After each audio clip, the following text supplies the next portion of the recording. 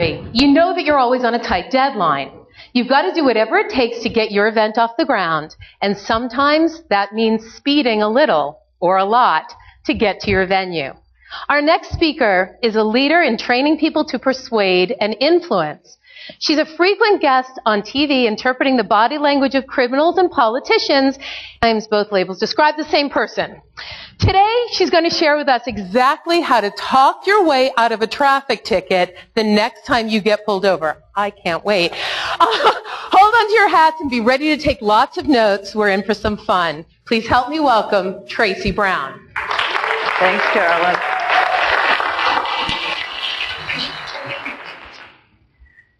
You're driving along, minding your own business, and suddenly you see flashing lights behind you, signaling you to pull over.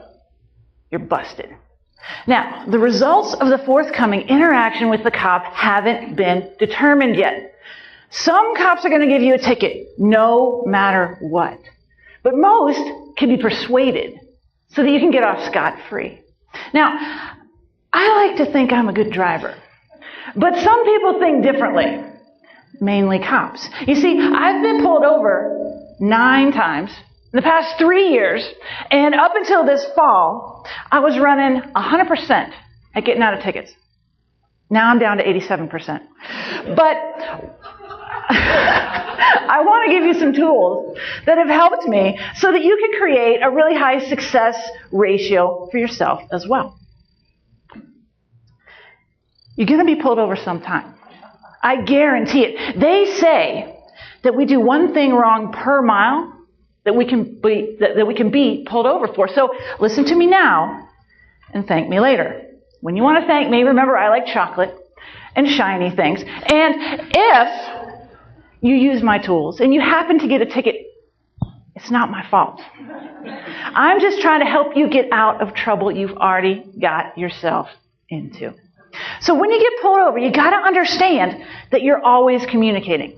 You are never not communicating. And cops are primarily concerned with their... So it might behoove you to start to understand what you're communicating and how you're doing it so you can do some things differently and get out of that ticket. 55% of your communication is your physiology or your body language. It's what you're doing. And cops are looking for that the instant that they pull you over. 38% of your communication is your tonality, because it's not what you said, it's how you said it, right? How many of you have been on the losing end of that one lately? Yeah, my poor boyfriend has. So that leaves a little bitty 7% for your words. And really, with this, the joke's on us, because we run around thinking what we have to say is really important, and it's just not. So the question then becomes, how are you going to use all this to talk your way out of a ticket the next time you get pulled over? Well, I've put together some rules for you. Mary, you're going to use them. And they go like this. Rule number 1, roll the windows down. Roll down the front window, roll down the back window. Remember, cops are primarily concerned with their own safety. They don't know who you are. For all they know, you're the last criminal that they saw on the news that needs to be arrested. So roll down the front window, roll down the back window. They don't know if you have a back seat full of guns or weapons of mass destruction. Just let them see in. Rule number 2, have a cute animal with you at all times. Now, this is my dog, Journey, and I actually got out of a ticket in the panhandle of Texas because the first words the cop uttered when he came to my window were, "That is a beautiful animal." I just kept talking about how great of a dog she is. I think I talked about her so long that he forgot why he pulled me over. And then he let me go. Not bad. If you don't have a cute animal, it's possible you can substitute a cute child. I haven't tried this myself. Let me know if it works. Rule number 3. Do not make jokes like, do they smell bacon? Or make Boy Scout jokes like, when do they get their Eagle Scout award? Well, tempting. These are certain to get you a ticket and possibly land you in jail. Rule number 4. Keep your hands on the steering wheel. Our first inclination whenever we get pulled over is to do what? Get your paperwork, right? Shuffle through your purse, shuffle through your glove box. They think you're pulling a gun. Make yourself seem safe. Keep your hands on the steering wheel. Don't move them. When it comes time, they will ask you for your paperwork. That's when you say, hey, my driver's license is in my purse. My registration is in my glove box. Is it okay if I get them right now? It puts them in control. Cops love to be in control. And it helps them feel safe because they know exactly what you're going to do. Now is the time for you to become like an artist, painting the picture on the mind of the cop exactly like you would hope. So you can guide and direct their mind.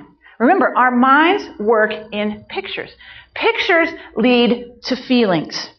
And the feelings that the cop has at the exact moment when he's talking to you are more important than any number that they've seen on a radar gun or anything that they think that they've seen you do. Because you got some questions to answer that are going to be coming right down the pipe. First question is, where are you going? So you want to slow down your pace of speech and use a carefree tone and just say, just back to Boulder. Nice and easy. Then they're going to say, do you know how fast you were going? This is when you say, oh, no. It felt like I was just poking along. Now, you've got to take the conversation from here. Remember, you are in control of the interaction when you put yourself in that position. If you let them be in control, you're certainly going to get a ticket. So take it into your own hands. Do some things differently, get some different results, and you'll get out of that ticket. Now, what if you're trying everything? You're doing the best you can, and it's slipping away from you. If all else fails,